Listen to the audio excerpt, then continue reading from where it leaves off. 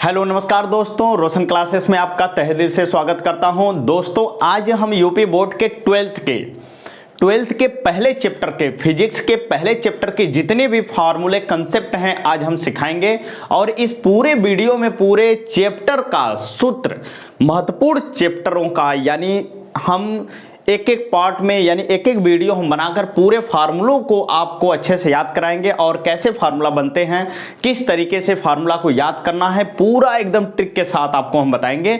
और आप बने रहिए एकदम वीडियो के लास्ट तक, तभी तो आपको फार्मूले एकदम कंसेप्ट तरीके से आपको आएंगे।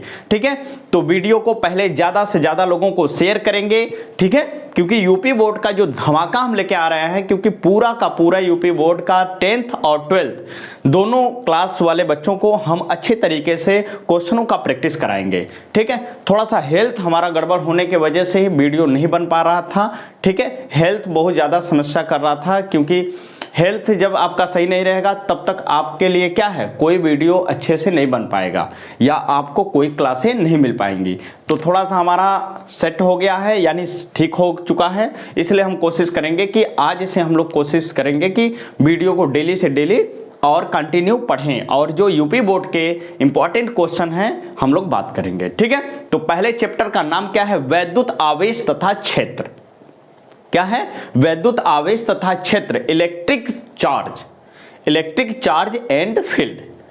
इलेक्ट्रिक फील्ड के बारे में हम लोग बात करेंगे कि कैसे सूत्र है। ठीक है, आइए देखते हैं वैद्युत आवेश तथा क्षेत्र के बारे में। ठीक है, यूपी बोर्ड के बच्चे हो चाहे सीबीएसई बोर्ड के बच्चे हो, कोई बोर्ड के बच्चे हो, यहां से दोनों तो एनसीईआरटी का बुक ही है, एनसीईआरटी के जितने फार्मूले हैं, कंसेप्ट हैं, हम आपको सिखाएंगे अच्छे से। ठीक है, आइए तो हम बात करते हैं। पहले क्या है, पहला फार्मूला हमारे इस चैप्टर से आता है, आवेश वस्तु पर आवेश का परिमाण।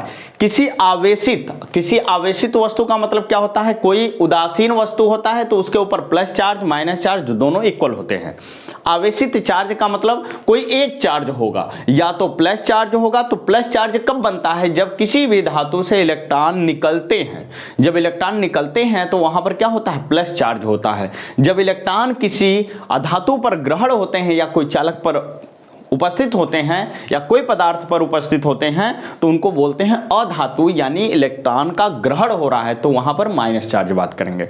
ठीक है, तो ऐसे क्या है, परिमाण देखना है, तो इसीलिए Q बराबर NE, तो फार्मूला आप पढ़े होंगे, 10th वाले बच्चे भी पढ़े होंगे इसको, Q बराबर NE।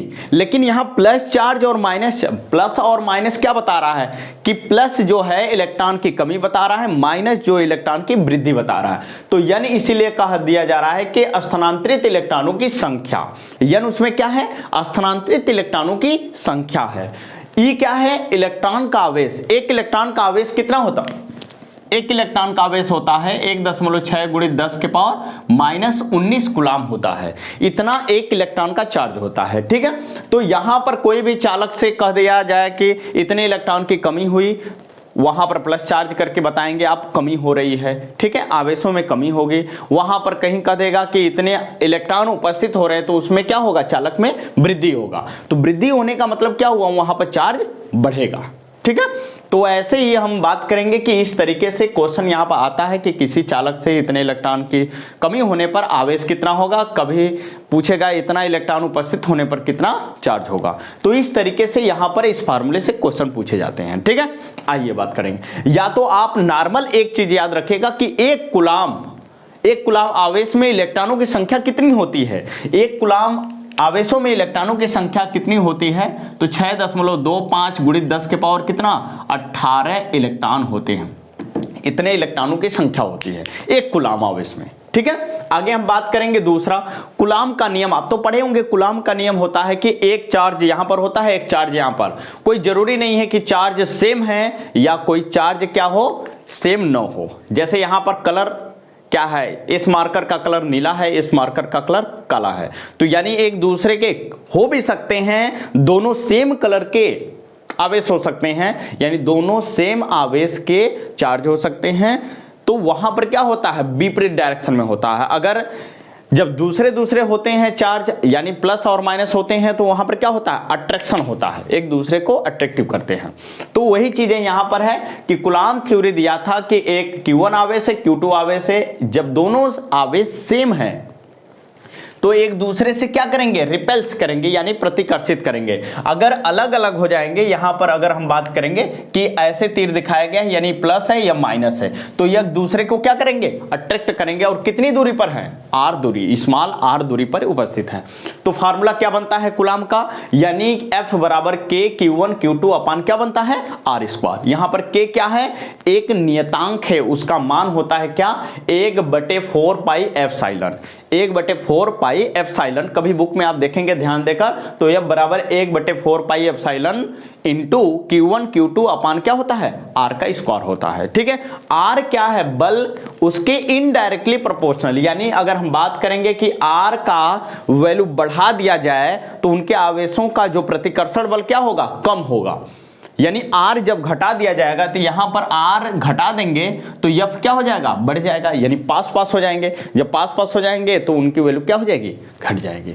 ठीक है, तो यहां पर हम बात करेंगे इस तरीके से। उसके बाद K का मान कितना होता है, 1/4 पाई एप्सिलॉन नॉट बराबर कितना होता है, 9 × 10⁹ न्यूटन मीटर स्क्वायर प्रति कूलाम स्क्वायर। या एप्सिलॉन नॉट का मान क्या होता है, इसको बोलते हैं निर्वात की वैद्युतशीलता। क्या बोलते हैं, निर्वात की वैद्युतशीलता बोलते हैं। और इसका मान कितना होता है, 8.85 × 10⁻⁻12 कूलाम स्क्वायर प्रति न्यूटन मीटर स्क्वायर। इतना कूलाम का स्क्वायर का पता चल गया। ठीक है, आगे देखते हैं।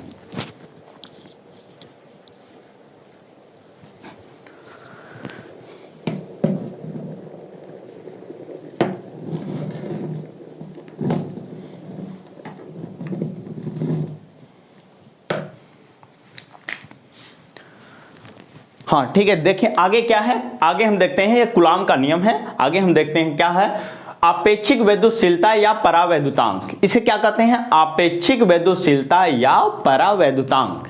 ठीक है, परावैद्युतांक यानी एप्सिलॉन R इसको बोलते हैं। परावैद्युतांक को एप्सिलॉन R से डिनोट करते हैं या K से डिनोट करते हैं। कहीं बुक में K से डिनोट किया जाता है, कहीं बुकों में एप्सिलॉन R से डिनोट करते हैं। तो एप्सिलॉन R बराबर क्या होता है, माध्यम की वैद्युतशीलता। क्या है, माध्यम की वैद्युतशीलता बटे क्या है, निर्वात की वैद्युतशीलता। इन दोनों का जब रिलेशन इस तरीके का है तो हम इंटू करेंगे, यानी माध्यम का एप्सिलॉन नॉट का जो लिखा हुआ है, एप्सिलॉन M लिखा हुआ है, माध्यम की निर्वात की वैद्युतशीलता इंटू आपेक्षिक वैद्युतशीलता का गुणनफल किसका होता है, यहां पर माध्यम की वैद्युतशीलता के बराबर होता है। तो उसी को हम लिख सकते हैं फार्मूला F बराबर, जैसे माध्यम, कहीं तो पहले ई दोनों आवेश कहां है, निर्वात में रखा हुआ है। अगर यही सवाल आपसे बोल दे कि अगर निर्वात की जगह हम पानी में किसी आवेश को रख दें, किसी पानी में रख दें, या कोई माध्यम और दूसरा कोई माध्यम हो तहां पर रख दें, हम वहां पर जब रखेंगे हम तो वहां पर क्या होगा, इनका बल का जो मान क्या होगा, घट जाएगा या बढ़ जाएगा, ऐसा हो सकता है। ठीक, तो इसीलिए माध्यम में बल कितना होगा, इक्वल जो निर्वात का बल है बटे निर्वात की वैद्युतशीलता, या हम इसको बोलते हैं क्या, परावैद्युतांक से भाग दे देंगे। ठीक, जब इतना कर देंगे तो हमारा क्या है, आ जाएगा आंसर। इस सूत्र पर अगले बार बोर्ड के एग्जाम में दिया था क्वेश्चन कि इसका मान था F और इसका मान कुछ और था, इसलिए आपसे पूछा था कि माध्यम में कितना होगा। तो वहां पर आपको अच्छे तरीके से सवाल को लगाना है। हम सवाल लेकर आएंगे, अभी तो केवल फार्मूला पहले चैप्टर का हम ध्यान दे रहे हैं कि पहले चैप्टर का फार्मूला आपको कंसेप्ट क्लियर हो जाएगा तो कैसे सवाल है, हम सवाल को भी बात करेंगे। ठीक है, जहां जहां से क्वेश्चन कैसे आते हैं उस पर भी विचार करेंगे। ठीक, आगे वैद्युत क्षेत्र की तीव्रता। वैद्युत क्षेत्र की तीव्रता जो होता है इसका फार्मूला क्या होता है, तो वैद्युत क्षेत्र की तीव्रता को कैपिटल E से डिनोट करते हैं और यह सदिश राशि है। ठीक, यह सदिश राशि है, सदिश राशि है वैद्युत क्षेत्र की तीव्रता। तो E वेक्टर बराबर F का वेक्टर बटे Q0, आप पढ़े होंगे, जितने वेक्टर होते हैं उसके ऊपर तीर लगे होते हैं। तो E इक्वल होता है F बटे Q0। इसका मात्रक क्या होता है, न्यूटन प्रति कूलाम होता है, न्यूटन प्रति कूलाम होता है। E बराबर होता है F/Q0 होता है। ठीक, बात कर लिए, यहां पर उसका मात्रक न्यूटन पर कूलाम होता है। ठीक, आगे हम बात करेंगे बिंदु आवेश Q से। ध्यान दीजिएगा, निगमन करने के आता है सवाल, आप जब पढ़े होंगे चैप्टर तो यहां से बिंदु आवेश Q से R दूरी पर वैद्युत क्षेत्र की तीव्रता रखने पर क्या प्रभाव पड़ेगा, कितना आएगा। जैसे हम कह दें कि मान लीजिए सपोज दैट मान लीजिए कि यहां पर कोई आवेश है Q है, यहां से R दूरी पर E का मान कितना होगा ऐसा पूछ ले, तो यहां के लिए हमको निकालने के लिए फार्मूला यही है। ठीक, कैसे है?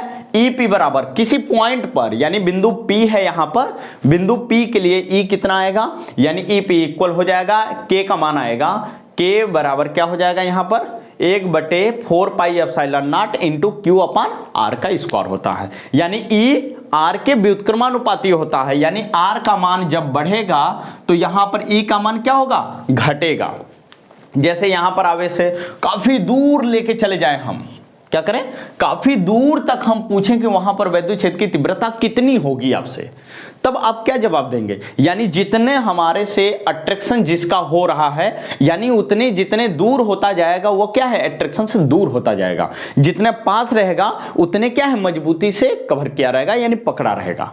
ठीक है, यानी उसकी तीव्रता जितने R का मान कम होगा उतने ही ज्यादा स्ट्रांग होगा, जितने ही दूर R का मान बढ़ता जाएगा E का वैल्यू क्या होता जाएगा, कम होता जाएगा। ठीक है, आगे बात करते हैं। तो ये फार्मूला पहला कंसेप्ट, सब फार्मूला को जानने से पहले इस फार्मूला को आपको 100% पता होना चाहिए कि यह फार्मूला कैसा है, यानी पहला फार्मूला इस चैप्टर का बेसिक फार्मूला है।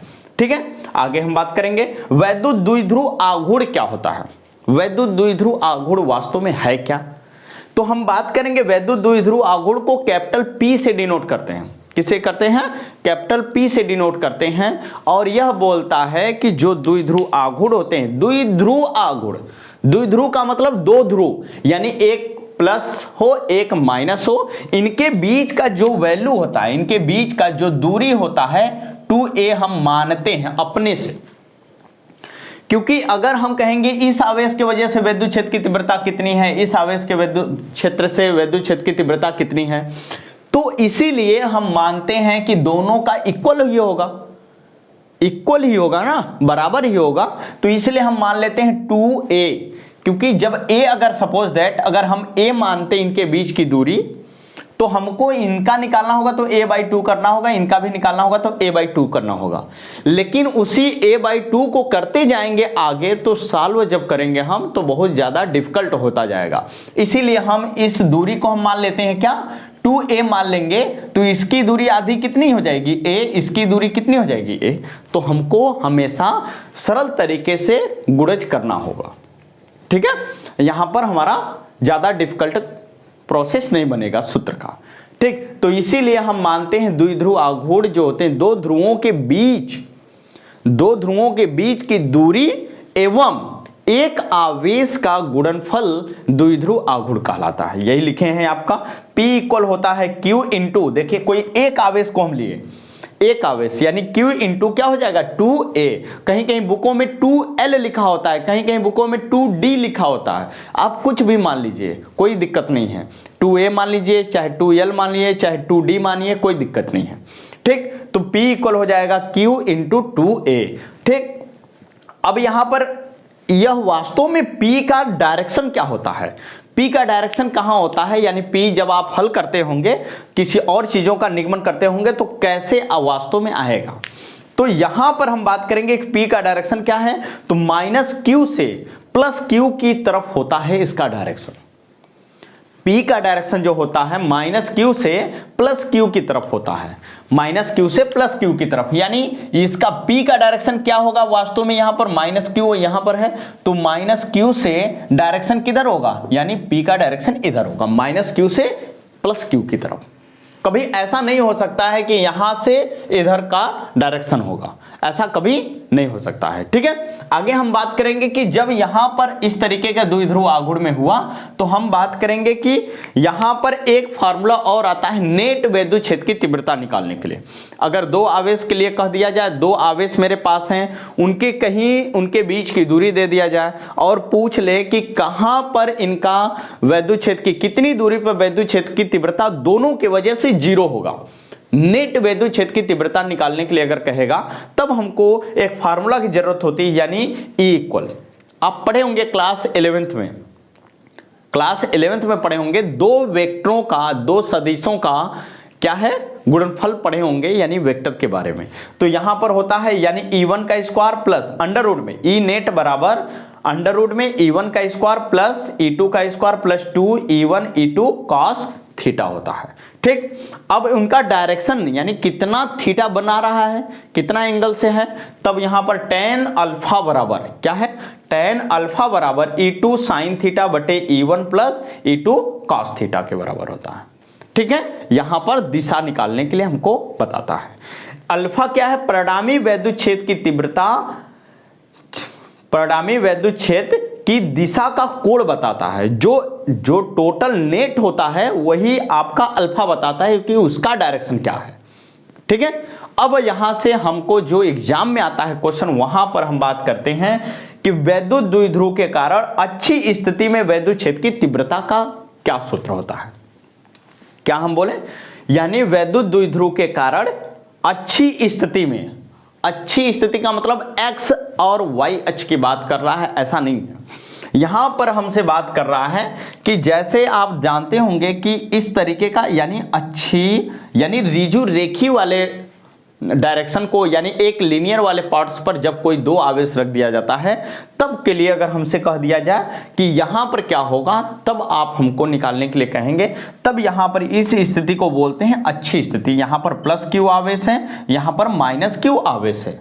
ठीक है, यहां पर इस तरीके का है, तब यहां पर इनके बीच की दूरी a है, तो यानी अक्ष की स्थिति में यहां से आपको निकालने के लिए कह दिया जाए कि इस p पॉइंट पर, इस P बिंदु पर दोनों आवेशों की वजह से वैद्युत क्षेत्र की तीव्रता नेट कितना होगा।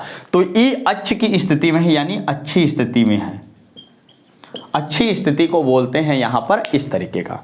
ठीक है, तो इसका फार्मूला हम जब डेरिवेशन करते हैं तो डेरिवेशन में पाते हैं क्या, E अक्ष बराबर 1/4 पाई एप्सिलॉन नॉट इंटू क्या होगा 2p अपान r का क्यूब होता है, 2p अपान r का क्यूब होता है। यानी कितना होगा, यानी अक्ष की स्थिति में वैद्युत क्षेत्र की तीव्रता निकालेंगे तब हमारा कितना आएगा, k या तो 1/4 pi epsilon not into 2p अपान कितना r का क्यूब आता है। यानी यही फार्मूला अक्ष की स्थिति में हमको प्राप्त करना होता है। कहां पर, अक्ष की स्थिति में होता है। यानी निरक्ष की स्थिति में क्या होगा, निरक्ष की अक्ष की स्थिति का ग्राफ ऐसे बनता है यानी संरचना, और निरक्ष की स्थिति में क्या बनेगा, इस तरीके का बनेगा। यानी उनके बीच का जो द्विध्रुव आघूर्ण का दूरी है 2a है, तो यहां पर हो जाएगा इतना दूरी a और यहां पर a हो जाएगा।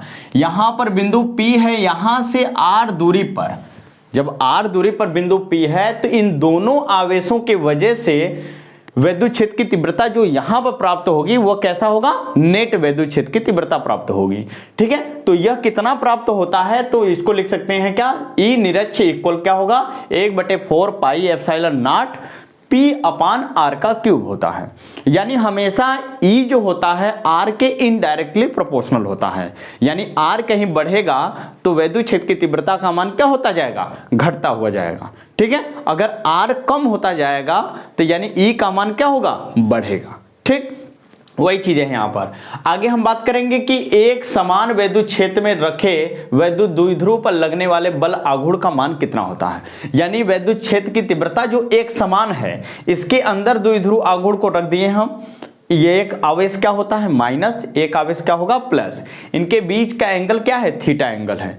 इसलिए यहां पर जो टाउ लगेगा यानी बल, यानी बलयुग्म का आघूर्ण जो लगेगा, जो इस द्विध्रुव को घुमाने का बल लगेगा, यानी इसे घुमाने में इसे कितना बल लगेगा वही पूछ रहा है कि वो कितना आएगा। तो उसका फार्मूला क्या होता है, टाउ इक्वल क्या होता है, टाउ इक्वल P इंटू ई साइन थीटा होता है। टाउ इक्वल P इंटू ई साइन थीटा। P इसमें क्या है, द्विध्रुव आघूर्ण, E क्या है वैद्युत क्षेत्र की तीव्रता, साइन थीटा जो है P और यहां पर देखेंगे P और E के बीच का एंगल है, P और E के बीच का एंगल होता है। ठीक है, इसी को हम ऐसे लिख सकते हैं, टाउ का वेक्टर बराबर P का वेक्टर क्रॉस E का वेक्टर लिख सकते हैं। इस तरीके से हम लिखते हैं इसको। ठीक है, आगे देखते हैं। तो ई चैप्टर का यानी वैद्युत आवेश तथा वैद्युत क्षेत्र का यह चैप्टर का पूरा फार्मूला है, यानी फार्मूला जितना है इसी कंसेप्ट पर सवाल बनते हैं। और हम लोग ये भी देखेंगे कि जितने तरीके से बोर्ड के एग्जाम में क्वेश्चन आते हैं उस सवालों को भी प्रैक्टिस करेंगे, और जो बराबर लगातार क्वेश्चन आते हैं उनका डेरिवेशन भी हम लोग सीखेंगे अगले वीडियो में, ठीक है। इसी में एक आता है गाउस का नियम। गाउस के नियम से संबंधित कहां कहां पर कैसे फार्मूला बनते हैं वो नेक्स्ट वाले वीडियो में हम लोग पढ़ेंगे और याद करेंगे अच्छे से, ठीक है। तो यह वीडियो में जितना भी इस फार्मूला से आप संबंधित क्वेश्चन है उसको लगाइए, और क्वेश्चन जो नहीं आ रहा है तो मेरा व्हाट्सएप नंबर जो है, व्हाट्सएप नंबर आपको बता दे रहे हैं, यानी मोबाइल नंबर जो होता है व्हाट्सएप यानी 88 74 21 9700, यानी इतना पर क्वेश्चन आप जो नहीं आ रहा है इस नंबर पर क्वेश्चन को आप भेजेंगे और तुरंत ही आपको तुरंत क्या किया जाएगा, तुरंत क्वेश्चन लगाकर भेज दिया जाएगा, ठीक है। और यह वीडियो देखने के लिए आपको धन्यवाद, और ज़्यादा से ज़्यादा लोगों को क्या करिए, यह वीडियो शेयर करिए, क्योंकि यूपी बोर्ड के जो धमाका हम लेके आए हैं, यानी उसमें जो जितने भी यूपी बोर्ड से जितने भी क्वेश्चन रहेंगे 12 के फिजिक्स से, वह पूरा का पूरा हम लोग कंप्लीट अच्छे से हर चैप्टर का फार्मूला और कंसेप्ट, उसके बाद जितने क्वेश्चन आते हैं लगातार बनते हैं उससे हम ध्यान से पढ़ेंगे, ठीक है। इस वीडियो को देखने के लिए आपको धन्यवाद।